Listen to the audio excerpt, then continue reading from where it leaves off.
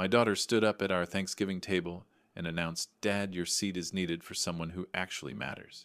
She handed her mother-in-law the keys to a brand new $45,000 SUV I'd unknowingly paid for, then asked me to leave my own house. I walked out feeling betrayed and broken. But that moment I realized this wasn't the end. It was time for her to learn what consequences really meant. Before we continue Danny's journey, if you appreciate stories about family justice and life lessons learned the hard way, I invite you to join our storytelling community by subscribing to the channel. Let us know in the comments where you're listening from. We love connecting with our audience. Now let me tell you what really happened that Thanksgiving day. I'd been up since 5 that morning, just like Eileen used to do, preparing the turkey and all the fixings for our family dinner. The kitchen still smelled like her cinnamon rolls, though I'd bought these from Murphy's Bakery down on Main Street. 37 years of marriage, and I still couldn't master her recipe. Some things a man just accepts. The dining room table looked perfect set for 6 people with Eileen's good china, the blue pattern with tiny roses. She'd collected piece by piece from garage sales when we were young and broke. I'd polished the silverware until it gleamed, arranged the fall centerpiece Amanda had insisted I buy, and even ironed the cloth napkins. Everything had to be perfect for my daughter's first Thanksgiving as a married woman. Amanda arrived at 2 o'clock sharp with Ryan and his parents, Mr. and Mrs. Carter, from the country club side of town.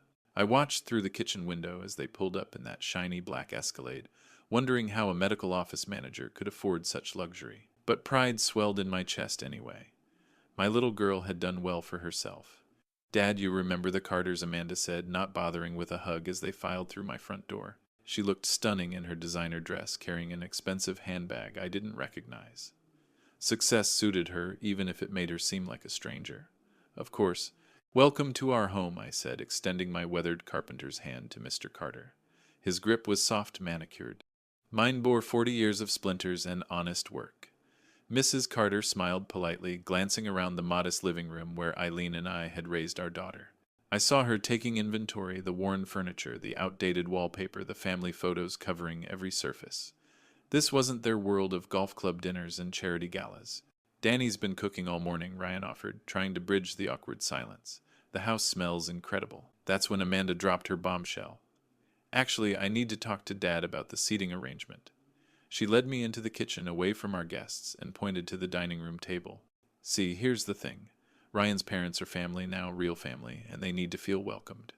Your seat at the head of the table, it sends the wrong message." I stared at her, not comprehending. "It's my house, sweetheart. My table. But they're successful people, Dad. Important people. You sitting there like some kind of patriarch when you're just—" She gestured vaguely at my flannel shirt, my work boots. "It's embarrassing." The words hit like a physical blow. Just what? Just the man who'd worked double shifts to pay for her college. Just the father who'd held her mother's hand through cancer treatments. Just the grandfather of children she'd never given me. But Amanda, she wasn't finished. She'd saved the cruelest cut for last. "The real gift would be when you finally moved to Sunshine Manor." Amanda continued, her voice carrying the casual cruelty of someone discussing the weather. "Free up some space for people who actually contribute to this family." The words hung in the air like smoke from a house fire. Sunshine Manor, the assisted living facility where old Mr. Henderson had faded away last spring, forgotten by his own children. She wasn't just asking me to give up my seat. She was asking me to give up my life. "Amanda, honey, this is my home," I managed, my voice barely above a whisper. "Your mother and I built this place with our own hands. Mom's gone, Dad."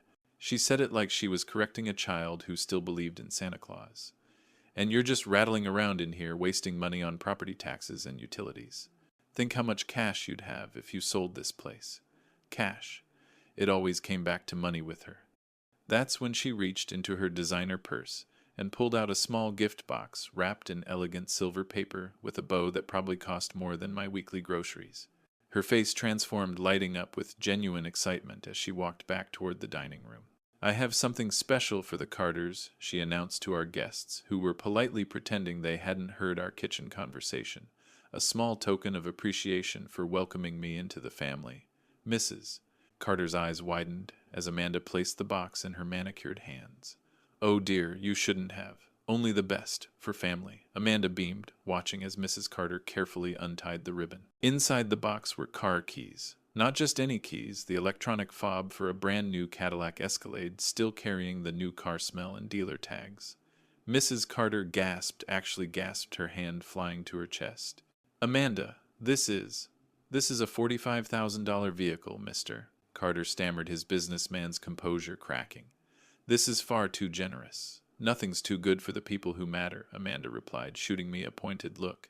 The people who've earned their place at this table. Ryan looked uncomfortable, shifting in his chair like a man who knew this generosity came with strings attached.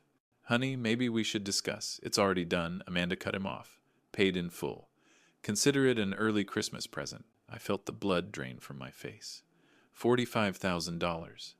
That was more than I'd made in some years as a carpenter. Money she claimed to earn as a medical office manager, a job that typically paid maybe $50,000 annually. The math didn't add up, but the implications were becoming clearer. Where did you get that kind of money, I asked, though part of me already dreaded the answer. Amanda's smile turned sharp, predatory. I've been very successful, Dad. Some of us know how to make opportunities for ourselves. But $45,000 is none of your business. Her voice cut through the room like a blade. Just like this dinner is no longer your business. Ryan's parents are our real family now. People with vision, with class, with something to offer. She gestured toward the door with the casual dismissal of someone shooing away a stray dog. Why don't you go for one of your walks, Dad? Give us some privacy to enjoy our meal. As a family. The dining room fell silent, except for the grandfather clock Eileen had inherited from her mother, its steady tick marking the seconds of my humiliation. 6 faces stared at me, some embarrassed, some pitying, one coldly triumphant. I looked at the table I'd set with such care, the turkey I'd basted with love, the home I'd built with my own calloused hands. Then I looked at my daughter, this stranger wearing Amanda's face, and realized I was looking at someone I no longer recognized. I grabbed my jacket from the hall closet and walked out my own front door without another word. The November air hit my face like a slap, sharp and clean, carrying the scent of burning leaves and the promise of snow. Behind me, I could hear the muffled sounds of conversation, resuming glasses clinking, my family continuing their celebration without missing a beat. My feet carried me down Maple Street without conscious direction past the houses where I'd known neighbors for decades. The Kowalskis' porch light was on their kitchen window, glowing warm and yellow. Through the glass, I could see 3 generations gathered around their table, grandchildren laughing as Grandpa Joe told one of his stories. A real family sharing a real holiday. What had just happened in my own home felt like something from a stranger's nightmare. The sidewalk beneath my work boots was cracked, and uneven roots from the old oak trees pushing up through concrete laid before Amanda was born. I'd walked these streets for 30 years, first as a young man, helping neighbors with repairs, then as a father pushing a stroller, later as a husband, walking hand in hand with Eileen during her treatments. Now I walked alone, exiled from my own Thanksgiving table. Cedar Falls had always been a working town, honest people who understood the value of family respect and hard-earned money. When did my daughter stop being one of those people? I found myself at Riverside Park, where the Cedar River curved through downtown like a question mark. The old wooden benches sat empty now, too cold for anyone but a foolish old man with nowhere else to go. I settled onto the one Eileen and I had claimed as ours during her final months, when walking to the park was the farthest she could manage. Remember when Amanda was 7, I said aloud, as if Eileen were sitting beside me. That Thanksgiving when she insisted on making place cards for everyone, even our old cat Whiskers. The memory was so clear it hurt. Amanda, with her gap-toothed grin, carefully drawing stick figures of our family on construction paper. She'd written Daddy the Best in purple crayon under my name, the letters crooked but sincere.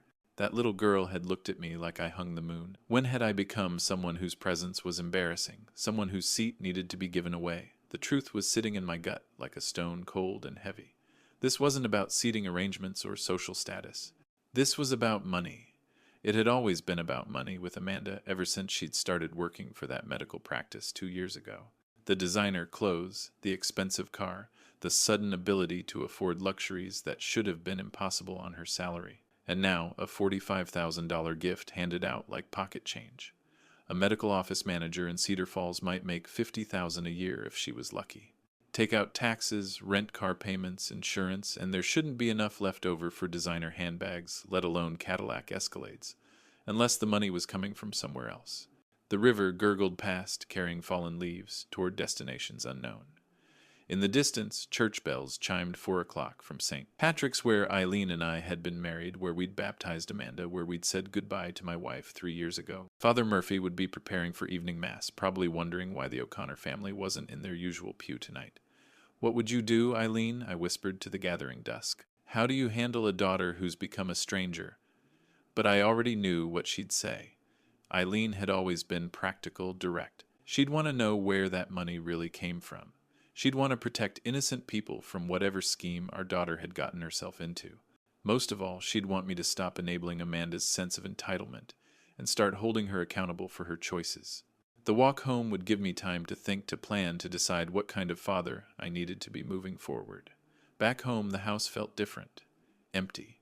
The scent of turkey still hung in the air, but the dining room had been cleared, dishes washed and put away by someone else's hands. A note on the kitchen counter written in Amanda's precise handwriting. "Thanks for understanding, Dad. Family dinner was lovely. Den, understanding."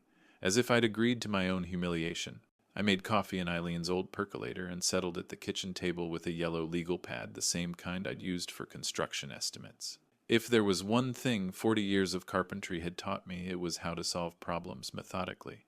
Start with what you know, work toward what you don't.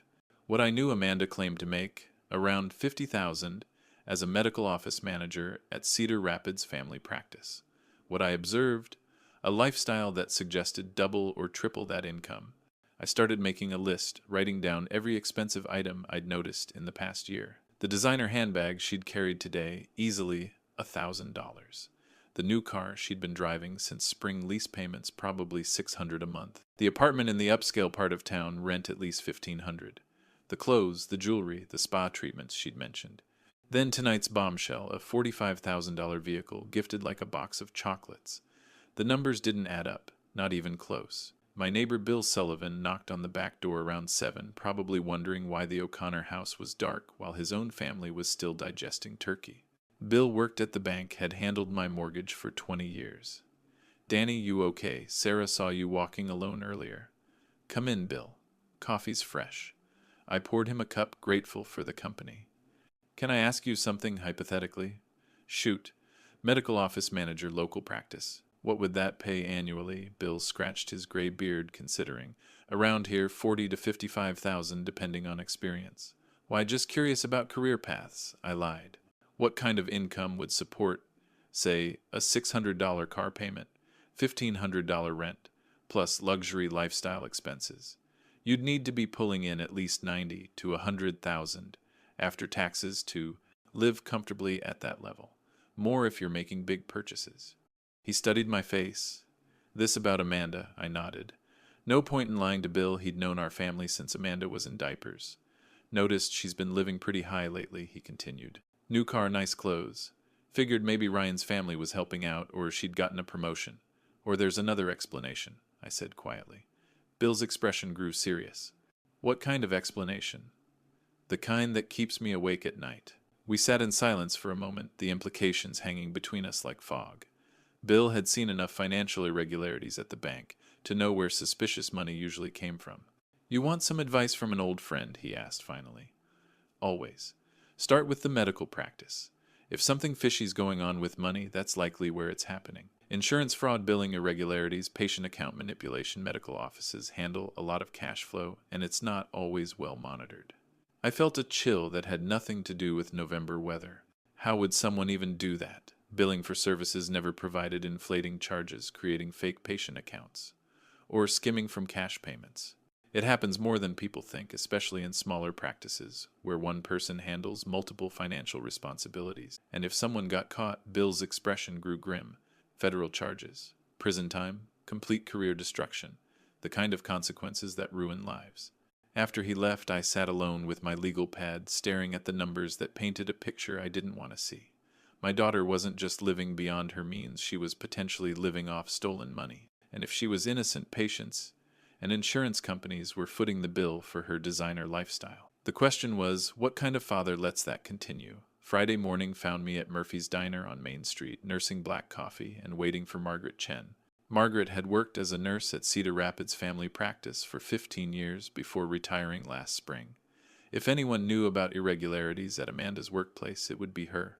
She arrived at 8 sharp, sliding into the booth across from me with the careful movements of someone whose back had given decades to caring for others. Margaret and I had known each other since our kids played Little League together. Her son Tommy had been Amanda's first crush in 7th grade. "Danny O'Connor," she said, signaling the waitress for coffee. "Haven't seen you since Eileen's funeral. How are you holding up? Better some days than others," I admitted. "Margaret, I need to ask you something delicate. About the medical practice where Amanda works." Her expression shifted, becoming more guarded. "What kind of something? I'm worried about her. The lifestyle she's living doesn't match what I know about her salary. And last night she gave away a $45,000 car like it was nothing." Margaret stirred sugar into her coffee, taking time to consider her words. "I left that practice for a reason, Danny. Things weren't right." "What kind of things?" She glanced around the nearly empty diner, then leaned forward. "Insurance billing irregularities. Patients being charged for services they never received. I brought it to Dr. Patterson's attention multiple times, but he always said the office manager would handle it." My stomach dropped. The office manager being Amanda. "I'm sorry, Danny. I should have said something sooner, but I needed that job. Couldn't afford to make waves so close to retirement." "Tell me what you saw." Margaret's voice dropped to almost a whisper. "Billing codes for expensive procedures on patients who'd only come in for routine checkups. Physical therapy sessions charged to elderly patients who could barely walk. Diagnostic tests that were never performed but somehow appeared on insurance claims." "How much money are we talking about?" "Hundreds of thousands over the past 2 years.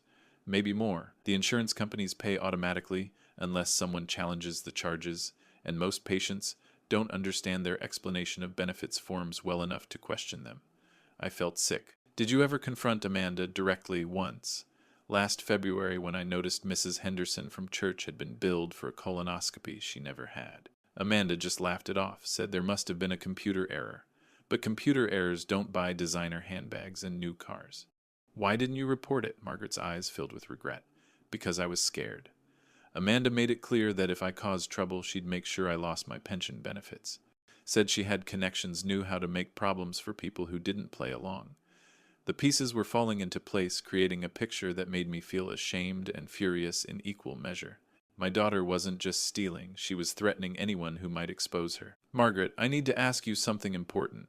Would you be willing to document what you saw? Write it down, dates and specifics." She hesitated, fear flickering across her weathered face. "Danny, she could destroy me. My reputation, my retirement. She's destroying innocent people right now. Elderly patients on fixed incomes, insurance companies, the practice's reputation. How many more people get hurt while we stay quiet?" Margaret stared into her coffee cup for a long moment. When she looked up, her nurse's sense of duty had won over her fear. "I kept copies," she said quietly. "Documentation of the irregularities I reported to Dr. Patterson. Everything's in a file box in my basement. I guess I always knew this day might come. Can I see them? Give me until tomorrow. I'll organize everything, make copies." "But Danny," she reached across the table and grasped my hand. "Are you prepared for what comes next? Once this gets out, there's no going back. Amanda could face federal charges." I thought about the stranger who'd sat at my Thanksgiving table, dismissing me like an unwanted piece of furniture. The Amanda I raised would never steal from sick people. This person wearing her face. She's already gone. Saturday evening, Margaret knocked on my back door, carrying a manila envelope thick with papers. Her face was pale, hands trembling slightly as she handed over what felt like a weapon. "Everything's there," she said quietly. "Billing records, insurance claims, my notes from conversations with Dr. Patterson. I made copies of everything before I turned in my keys. Thank you, Margaret. I know this wasn't easy. Danny, once you open that envelope, you can't unknow what's inside. Are you sure you're ready?" I thought about the stranger who'd dismissed me from my own dinner table, who'd handed out stolen money like party favors. I stopped being ready for this the day she was born. But it still needs to be done. After Margaret left, I spread the documents across my kitchen table under the harsh fluorescent light. What I saw made my hands shake. Patient after patient, elderly folks I recognized from church and the grocery store, billed for procedures they'd never received. Mrs. Anderson from down the street charged $800 for a cardiac stress test while she was in Florida visiting grandchildren. Old Pete Morrison billed for diabetic foot care while he was in the hospital for pneumonia. The Kowalski twins supposedly receiving physical therapy on the same day they were at their grandson's wedding in Chicago. Each fraudulent claim was small enough to avoid attention, a few hundred here, 1,000 there. but they added up to a staggering amount. Margaret's notes showed a pattern going back over 18 months, with the frequency increasing dramatically in recent months. The most damning evidence was a printout of Amanda's computer activity, showing her accessing patient files at all hours, creating appointments that never happened, generating billing codes for services never provided. The timestamps matched perfectly with her expensive purchases. The car lease approval came 2 days after she'd billed 17 patients for non-existent consultation. There was also correspondence between Amanda and Dr. Patterson, where she assured him that billing irregularities were just system updates and insurance company processing delays. The doctor, busy with patients and trusting his office manager, had accepted her explanations without investigation. But the document that broke my heart was a handwritten note Margaret had kept dated 6 months ago. Amanda had approached her in the office break room with what sounded like a friendly warning. "Margaret, I hope you understand that questioning office procedures could affect your pension benefits. It would be such a shame if your retirement got complicated by unnecessary investigations. Not a direct threat, but clear enough. My daughter had been intimidating a woman old enough to be her grandmother, protecting her theft with casual cruelty." I made myself a cup of tea with hands that wouldn't stop shaking and sat back down with the evidence. The numbers were overwhelming, close to $200,000. Stolen over 18 months. Money that belonged to insurance companies, yes, but also money that drove up premiums for everyone else. Money stolen from a healthcare system already struggling to serve rural communities like ours. And it explained everything. The designer clothes, the expensive apartment, the luxury car, and finally the $45,000 gift that had exposed her completely. Amanda hadn't been successful. She'd been stealing from people who trusted her with their most vulnerable moments. The worst part was knowing that if I hadn't pushed back at Thanksgiving dinner, she would have continued indefinitely. The arrogance of that gift, the casual dismissal of my concerns, the complete lack of remorse. She wasn't planning to stop. She was planning to expand. My coffee had gone cold while I read. Outside, the November wind rattled the windows Eileen and I had installed ourselves 20 years ago. This house had been built on honest labor, honest money, honest values, everything my daughter had apparently rejected. I gathered the documents into a neat pile and reached for the phone book. It was time to call someone who could stop this before more innocent people got hurt. Sunday morning at 8 o'clock, I dialed the number for the Iowa Insurance Fraud Bureau. A recorded message directed me to leave detailed information for Monday follow-up, but I needed to speak with someone immediately. After 3 transfers, I reached Agent Sarah Rodriguez, who was working weekend duty. "Mr. O'Connor, you're reporting suspected medical billing fraud." Her voice was professional but kind. "My daughter is stealing from insurance companies and patients. I have documentation going back 18 months. That's a serious allegation. Are you prepared to provide evidence and potentially testify?" I looked at the manila envelope on my kitchen table, thick with Margaret's carefully organized proof. "Yes, everything's documented. We'll need to meet tomorrow morning. Bring all original documents if possible. Mr. O'Connor, I should warn you, if we find evidence of criminal activity, we're required to pursue prosecution regardless of family relationships." "I understand." "Agent Rodriguez, how long before she's arrested?" "That depends on the evidence quality and scope. Could be days, could be weeks. We'll need to coordinate with federal investigators if interstate insurance claims are involved."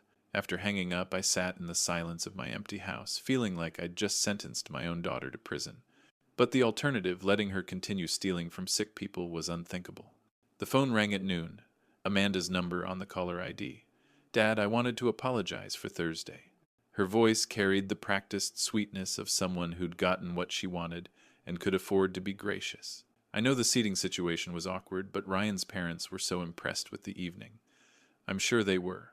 $45,000 can buy a lot of impression. "What's that supposed to mean? Where did you get that money, Amanda?" Silence stretched across the line.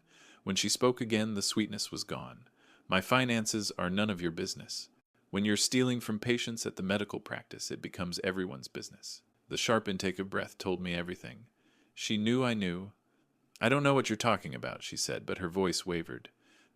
"Billing Mrs. Anderson for cardiac tests while she was in Florida. Charging Pete Morrison for diabetic care while he was hospitalized." Should I continue? Who told you? She caught herself, but too late. Margaret Chen kept copies of everything before she retired. Billing irregularities, your computer access, records, the threatening note you left her about her pension. That bitch had no right to document crimes. She had every right. "Amanda, stop this now. Confess, return the money, and maybe we can minimize the damage. Her laugh was bitter, unfamiliar. Minimize the damage, Dad. I'm making more money in a month than you made in a year swinging a hammer. Why would I go back to being poor? Because it's stolen money. Because you're hurting innocent people. Those people have insurance. The insurance companies have millions. Nobody's getting hurt, except some corporate bottom line. Mrs. Anderson called me yesterday crying because her premiums went up. She can't afford her medications because of fraudulent charges on her account. That's not corporate, that's personal. Another silence. When Amanda spoke again, her voice was cold, calculating. What do you want, Dad? I want my daughter back. The one who wouldn't take a cookie from the jar without asking. That little girl was stupid. She grew up. No, she died. And I'm looking at what took her place. Fine. You want to play hardball? Let's play. If you cause trouble for me, I'll make sure everyone knows what kind of father you really were. The drinking, the times you hit Mom, the reason she really got sick. Stop. My voice came out harder than I'd intended. Your mother never. Who's going to believe that? A grieving daughter or a bitter old man with a grudge? The line went dead. I sat staring at the phone, understanding that my daughter hadn't just stolen money. She'd become someone capable of destroying anyone who threatened her lifestyle. But it was too late for second thoughts. Agent Rodriguez would be expecting me Monday morning, and I'd already made my choice. Sometimes being a father means protecting other people's children from your own. Monday morning found me in a sterile conference room at the Iowa Insurance Fraud Bureau, facing Agent Rodriguez across a table covered with Margaret's documentation. She was younger than I'd expected, maybe 40, with sharp eyes that missed nothing as she examined each piece of evidence. Mr.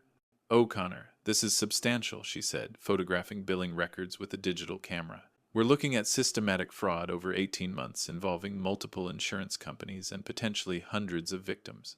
What happens now? We coordinate with the FBI's Healthcare Fraud Unit and the Office of Inspector General. This crosses state lines. Some of these insurance claims were processed in Illinois and Minnesota. That makes it federal.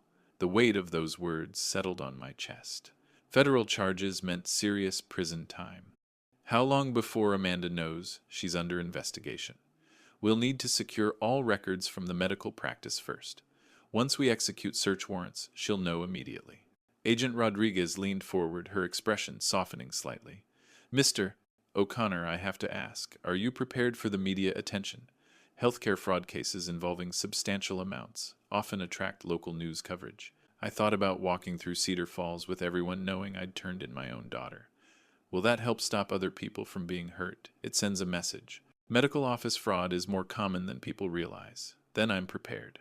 The investigation moved quickly. By Wednesday, federal agents had seized all computers and records from Cedar Rapids family practice. Dr. Patterson, who'd been completely unaware of Amanda's activities, cooperated fully with investigators. The practice was temporarily closed while auditors combed through 2 years of billing records. Thursday evening, Margaret Chen called with news from her former colleagues. Danny, they arrested her this morning. Federal agents came to her apartment with handcuffs and everything. I sat down heavily in my kitchen chair. Knowing it was coming didn't make it easier. How is she defiant, according to the nurses who heard about it, claiming she's innocent, that this is all a misunderstanding? Her lawyer got her out on bail this afternoon. What about Ryan filed for separation yesterday? Moved back in with his parents. Apparently, he had no idea where the money was coming from, but once the FBI explained it, he wanted nothing to do with her. The local newspaper ran the story Friday morning, Cedar Falls woman charged in healthcare fraud scheme. The article detailed the scope of Amanda's theft, the number of victims, and the potential penalties. My name wasn't mentioned, but in a town of 8,000 people, anonymity was impossible. At Murphy's Diner that afternoon, conversations stopped when I walked in. Some faces showed sympathy, others curiosity, a few outright judgment. I ordered coffee and waited for someone to break the silence. It was old Pete Morrison who spoke first. Danny, I want to thank you. His voice carried across the quiet diner. That girl was billing me for treatments I never got. My fixed income couldn't handle those extra charges, but I didn't know how to fight them. Mrs. Anderson from down the street nodded emphatically. My insurance premiums doubled last year because of fraudulent claims. If you hadn't spoken up, how many more of us would have been hurt? One by one, other community members shared similar stories. Amanda had victimized half the elderly population of Cedar Falls, stealing from people who trusted the medical system to care for them honestly. You did the right thing, Bill Sullivan said, sliding into the booth beside me. Hard as it was, you protected our neighbors from your own daughter. That takes real courage. Walking home that evening, I felt something I hadn't experienced since Thanksgiving Day peace. Not happiness, that would take time, but the quiet satisfaction of knowing I'd chosen justice over family loyalty when the two came into conflict. Eileen would have approved. She'd always said character was what you did when no one was watching. But sometimes character was what you did when everyone was watching, and it broke your heart in the process. The weeks following Amanda's arrest passed in a strange mixture of relief and grief. Relief that the fraud had stopped, that no more elderly neighbors would receive bills for treatments they never received. Grief for the daughter I'd lost long before her crimes came to light. I kept busy with small projects around the house, fixing the squeaky front gate, painting the guest bedroom. Eileen had always wanted to redecorate, organizing the basement workshop that hadn't seen use since my retirement. Physical work helped quiet the voices in my head that alternated between guilt and vindication. Dr. Patterson stopped by one evening in late November carrying a bottle of Irish whiskey and wearing the exhausted expression of a man whose life's work had been tainted by someone else's greed. "Danny, I owe you an apology," he said, settling into Eileen's old recliner. "I should have been paying closer attention to the office finances. I trusted Amanda completely, and that trust put my patients at risk. You're a doctor, not an accountant. You were doing what doctors do, focusing on healing people. Still, the responsibility was mine. I've hired a new office manager, Mrs. Patterson, from the bank. She's implementing financial controls that should prevent this from happening again." We sat in comfortable silence for a while, two men processing the aftermath of betrayal in their own ways. "How are the patients handling it?" I asked. "Better than expected. Most are relieved to finally understand why their bills and premiums had increased. The insurance companies are reversing all fraudulent charges and paying refunds where appropriate. Mrs. Anderson is getting back almost $3,000, and the practice will survive. Might take time to rebuild trust, but Cedar Falls needs a family practice, and most folks understand I was a victim too." After he left, I walked to Riverside Park and sat on the bench where Eileen and I used to watch the sunset. The November air was crisp, carrying the promise of snow and the distant smell of firewood from houses where families were gathering for dinner. My phone buzzed with a text message from an unknown number. "Dad, I need to see you. Please." AI stared at the screen for a long time, then deleted the message without responding. Amanda was facing federal charges, probable prison time, and the complete destruction of the life she'd built on stolen money. Part of me, the father part, wanted to respond, to offer comfort, to somehow fix what couldn't be fixed. But the larger part of me remembered Mrs. Anderson crying over her increased medical bills, Pete Morrison confused and frightened by charges for treatments he'd never received, Margaret Chen intimidated into silence about crimes she'd witnessed. Amanda had made her choices. Now she had to live with the consequences. The sunset painted the Cedar River gold and orange, the same colors I'd seen thousands of times from this bench. But tonight they looked different, cleaner somehow, like the world had been washed and was starting fresh. I thought about Eileen, about the values we'd tried to instill in Amanda, about the difference between loving someone and enabling their destructive behavior. Eileen would have grieved for our daughter while still supporting my decision to protect innocent people from her crimes. "I did the right thing," I said aloud to the empty park, to Eileen's memory, to whatever part of my conscience still questioned my choices. The river gurgled agreement, carrying away fallen leaves and old regrets toward whatever lay downstream. Some things couldn't be changed or fixed or forgiven. Some things just had to be accepted and moved past. Walking home as darkness settled over Cedar Falls, I felt lighter than I had in months. The worst was over. Amanda would face justice, the community would heal, and I would learn to live with the knowledge that sometimes being a good father meant admitting your child had become someone you couldn't save. December brought an unexpected phone call from Father Murphy at St. Patrick's. His voice carried the warm authority that had guided our parish for 20 years. "Danny, I'm calling about our church renovation project. We need someone to oversee the carpentry work, new pews, altar restoration, refinishing the fellowship hall. The bishop approved a modest budget, and your name was the first one suggested. I appreciate the offer, Father, but I'm retired. Some retirements are just preparation for the work that really matters," he interrupted gently. "Besides, it would be volunteer work. We can only afford materials, not labor." The project gave me purpose beyond my own grief. Each morning I'd arrive at the church with my old toolbox, spending hours measuring, cutting, sanding, and fitting pieces of oak into something beautiful and lasting. The physical work felt like prayer, my hands creating something good after months of dealing with destruction. The church ladies adopted me as their unofficial project supervisor. Mrs. Kowalski brought coffee every morning at 10. Sarah Chen insisted on packing extra sandwiches for my lunch. Margaret Chen, no longer afraid to speak up, organized volunteer schedules with military precision. "Danny, you're doing God's work here, Mrs. Patterson said one afternoon, running her weathered hand along a newly finished pew.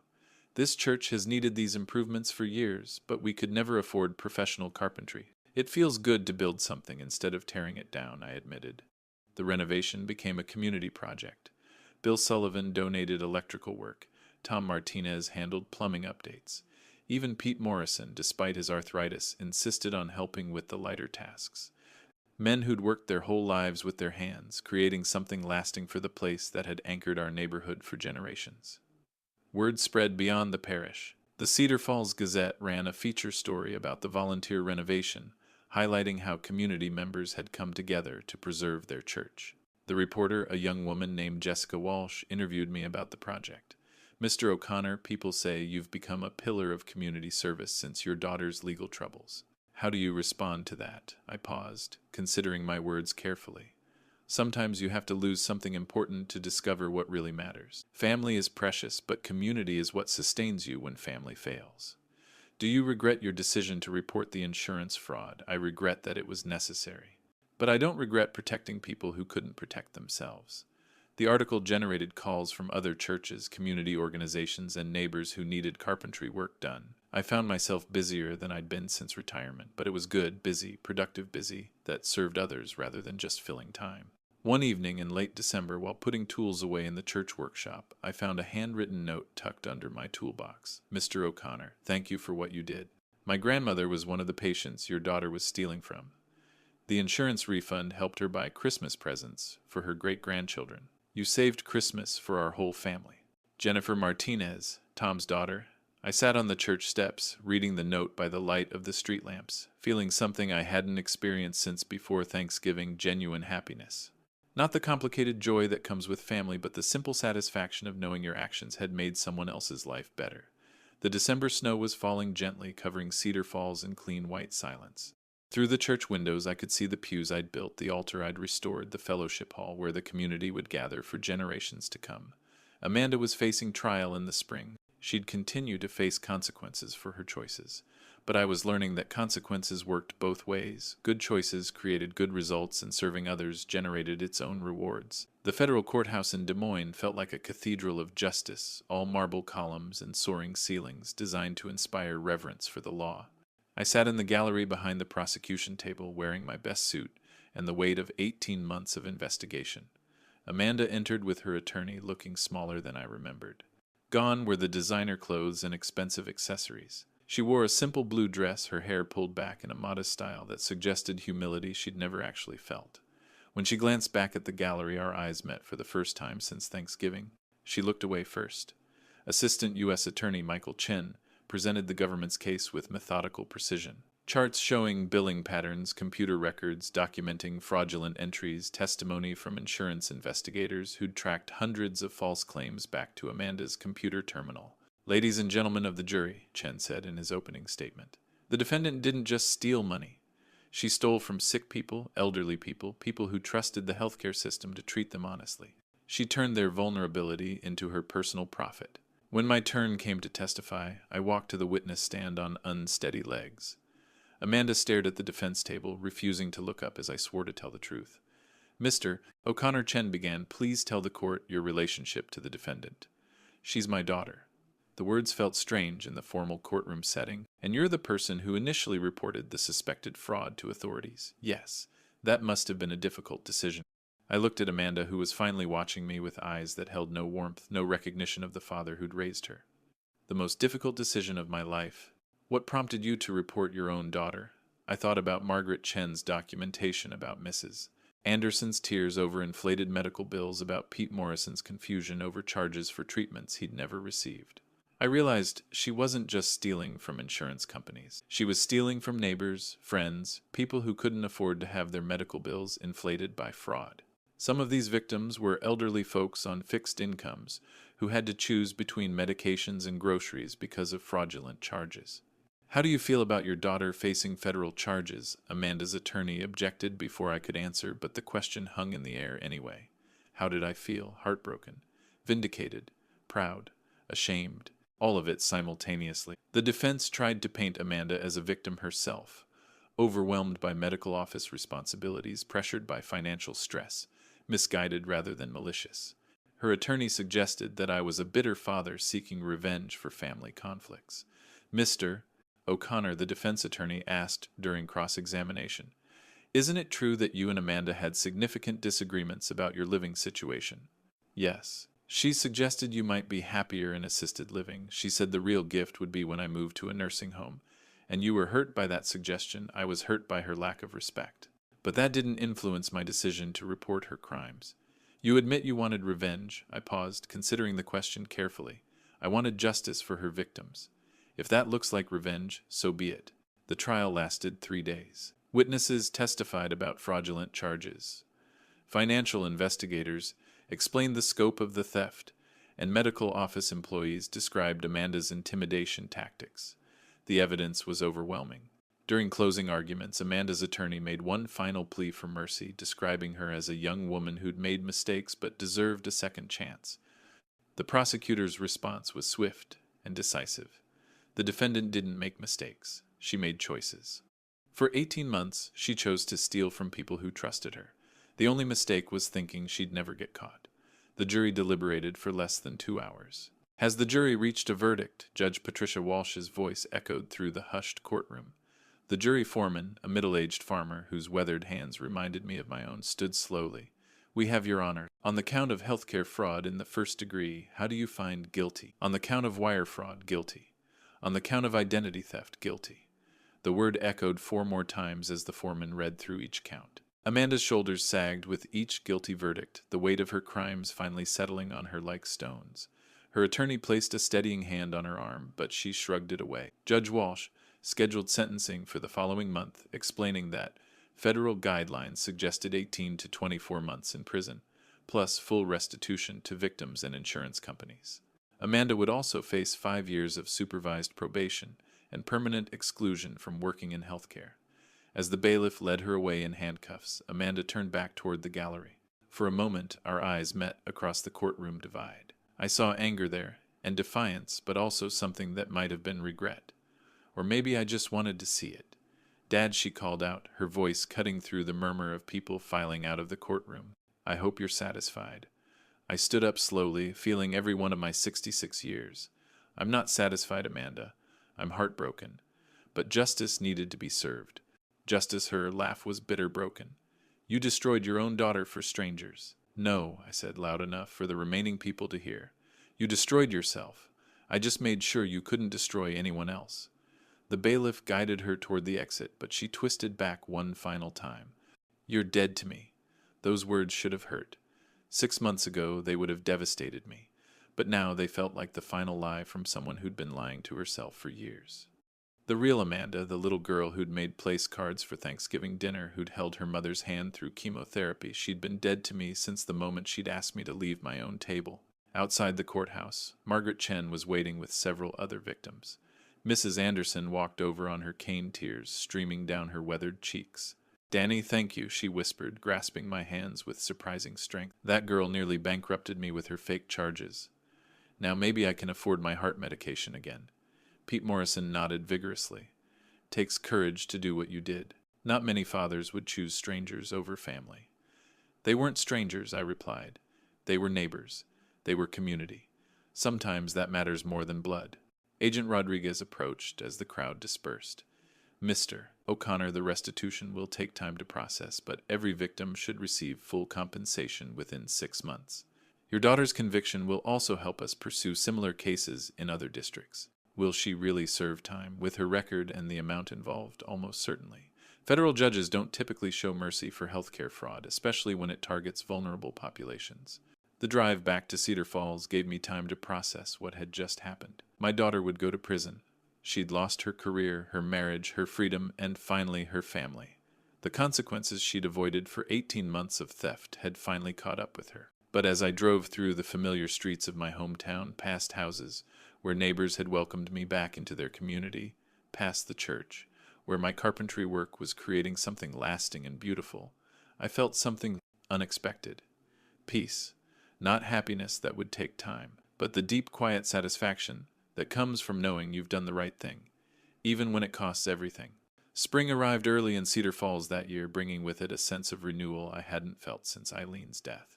The church renovation project was nearly complete, and every Sunday I sat in pews I'd built with my own hands, listening to Father Murphy's sermons about forgiveness, redemption, and the sometimes painful necessity of doing what's right. The community had rallied around me in ways that both surprised and humbled me. What had started as carpentry work at St.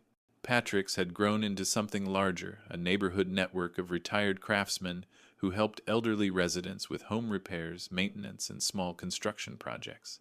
Danny's Angels Misses. Kowalski had dubbed us, though I protested the name. Bill Sullivan handled electrical work, Tom Martinez managed plumbing, and I coordinated carpentry projects. We met every Tuesday morning at Murphy's Diner to discuss requests and assign jobs. Got a call from the widow, Henderson Margaret Chen, announced one Tuesday in May. Her front steps are rotting through, and she's afraid she'll fall. I'll take a look this afternoon, I said, adding her name to my list. Anyone know if she can afford materials? Don't worry about that, Bill replied. The church discretionary fund covers supplies for folks who need help. This was what community meant, neighbors caring for neighbors, people using their skills to serve others rather than just themselves. It was the opposite of everything Amanda had become, and it filled the empty spaces her betrayal had left behind. One evening in late May, while replacing deck boards at the Morrison house, I found myself talking with Pete about the trial and its aftermath. Danny, I've been wondering, Pete said, handing me another board. Do you ever regret turning her in? I paused, considering the question that everyone asked but few voiced directly. I regret that it was necessary. I regret that she chose theft over honesty. But I don't regret protecting you and the other victims. Must have been hell, though, having to choose between family and community. That's just it, Pete. I didn't choose community over family. I chose what kind of man I wanted to be. Eileen always said character is what you do when no one's watching. But sometimes it's what you do when everyone's watching, and it breaks your heart. Pete nodded thoughtfully. My grandson asked me about it last week. Said some of his friends' parents were talking about how you turned in your own daughter. I told him you were the bravest man I knew. Brave, I laughed, but not unkindly. I was terrified. Terrified of losing her, terrified of doing the wrong thing, terrified of living with either choice. But you did it anyway. That's what makes it brave. The conversation stayed with me as I drove home that evening. Brave wasn't how I felt. I felt like a man who'd simply run out of alternatives, who'd been forced to choose between enabling evil and fighting it even when evil wore his daughter's face. But maybe that was what bravery really was, not the absence of fear, but the willingness to do what's right despite the fear. The insurance company restitution checks had arrived the previous month, returning stolen money to victims throughout Iowa and Minnesota. Mrs. Anderson had cried when she received her $3.200 refund, enough to cover medications for the rest of the year. Pete Morrison used his $1.800 to repair his furnace before winter. Dozens of elderly victims finally understood why their medical bills had been so high, and more importantly, they got their money back. Amanda was serving her sentence at a federal facility in Illinois. I'd received one letter written in her familiar handwriting, but signed by someone I no longer recognized. It blamed me for ruining her life, claimed she'd been planning to stop the fraud anyway, insisted that everyone was overreacting to accounting irregularities. I'd read it once, then put it in the drawer with other painful memories I didn't need to revisit. The first anniversary of that terrible Thanksgiving arrived with November's familiar chill. I woke that morning thinking not about what I'd lost, but what I'd gained: understanding, purpose, and a community that valued integrity over convenience. I spent the morning at Riverside Park, sitting on the bench where Eileen and I had shared so many conversations. The Cedar River flowed past carrying fallen leaves toward winter, and I found myself thinking about the year that had changed everything. A young man approached the bench, someone I didn't recognize. He was maybe 30, wearing a suit that suggested professional success, carrying himself with the confidence of someone who'd worked hard for what he had. "Excuse me, are you Danny O'Connor?" "I am. My name is Michael Chen. I'm the prosecutor who handled your daughter's case. I wanted to thank you personally." I gestured for him to sit. "Thank me. Your willingness to report the fraud, to testify against your own daughter, it prevented hundreds of additional victims. The investigation you triggered led to reforms in medical billing oversight throughout Iowa. You saved people money, probably saved some lives. I just did what had to be done." Michael studied my face with the intensity of someone who'd spent years reading people. "Mister, O'Connor, in my 15 years as a prosecutor, I've seen maybe 3 or 4 people make the choice you made. Most parents enable excuse or ignore their children's crimes. You chose justice over family loyalty. That takes a special kind of courage. It didn't feel courageous. It felt like the only option left. That's what makes it courageous. You did the right thing when the right thing was the hardest thing. After he left, I sat alone with my thoughts, watching the river carry away another season. The past year had taught me lessons I'd never wanted to learn but needed to understand. Love without boundaries becomes enablement. Protecting someone from consequences doesn't help them, it helps them become worse. Sometimes the most loving thing you can do is let someone face the results of their choices, even when those results include prison. Family loyalty has limits. When family members harm innocent people, loyalty to them becomes complicity in their crimes. Community has its own claims on our conscience, and sometimes those claims are stronger than blood. Justice isn't revenge. I'd spent months wondering if my actions were motivated by hurt pride or genuine moral conviction. The answer was both, and that was okay. Personal pain can lead to righteous action, and righteous action can heal personal pain. There's life after betrayal. I'd thought Amanda's crimes would destroy me, leave me isolated and bitter. Instead, they'd connected me to my community in ways I'd never experienced. The people who'd rallied around me weren't just neighbors, they'd become family. Most importantly, I'd learned that doing the right thing doesn't guarantee happiness, but it guarantees peace.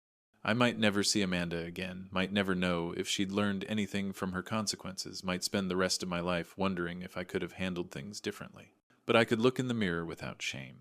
I could face Mrs. Anderson at the grocery store without guilt.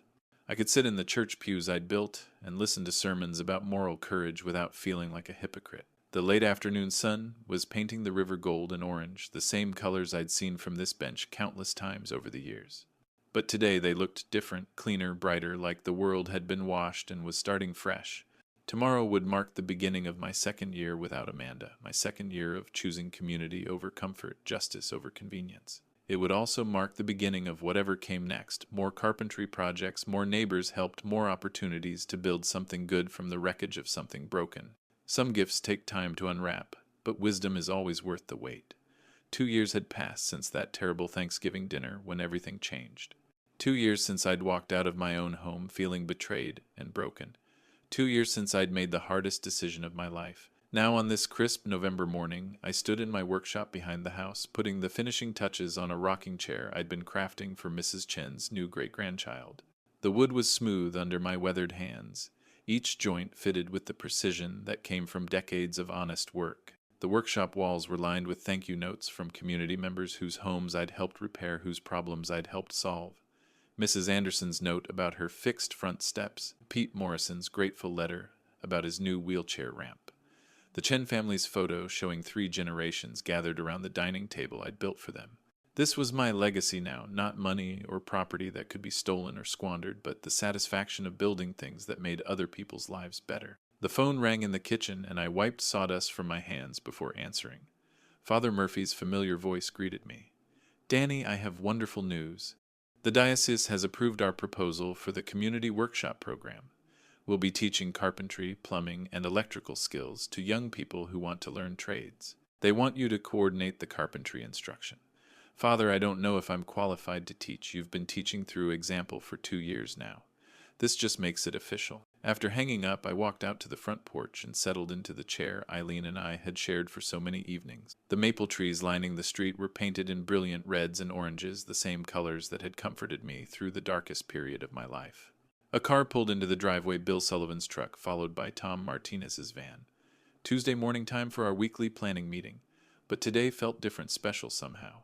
"Morning, Danny," Bill called out, carrying a thermos of coffee. Ready to change some lives. Margaret Chen emerged from Tom's van, carrying a folder thick with requests for help from elderly neighbors. At 73, she'd become our unofficial coordinator, matching volunteers with people who needed assistance.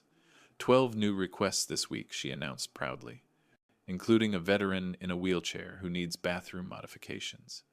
This community really looks out for each other. As we planned the week's projects, I felt a deep satisfaction that had nothing to do with my own comfort or success. These people weren't just neighbors, they'd become family in the truest sense, bound together by shared values and mutual care.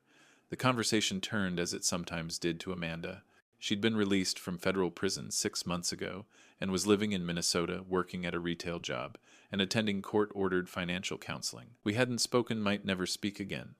But according to Margaret Chen's network of connections, she was paying her restitution faithfully and staying out of trouble. Think she learned anything? Bill asked quietly. I hope so, I replied. But that's her journey now, not mine. My journey had led me here to this porch with these friends, planning ways to serve others with the skills God had given me. It wasn't the life I'd expected at 68, but it was a good life built on the bedrock of doing what was right even when it cost everything.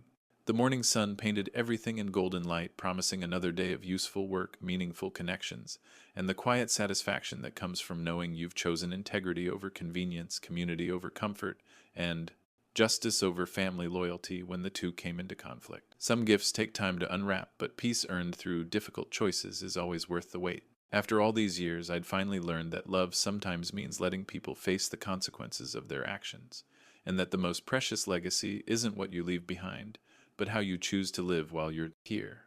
Thank you for experiencing Danny's journey with me today. If this story about courage, consequences, and community touched your heart, please take a moment to like and share it with someone who might need to hear about the power of doing what's right. Your comments mean everything to us. Have you ever faced a difficult choice between family loyalty and doing what's right? Share your thoughts below. And if you want more stories that celebrate integrity, wisdom, and the strength found in community, subscribe and hit the bell icon so you never miss our weekly tales that honor the values that matter most. Until next time, remember that sometimes the hardest choices lead to the greatest peace.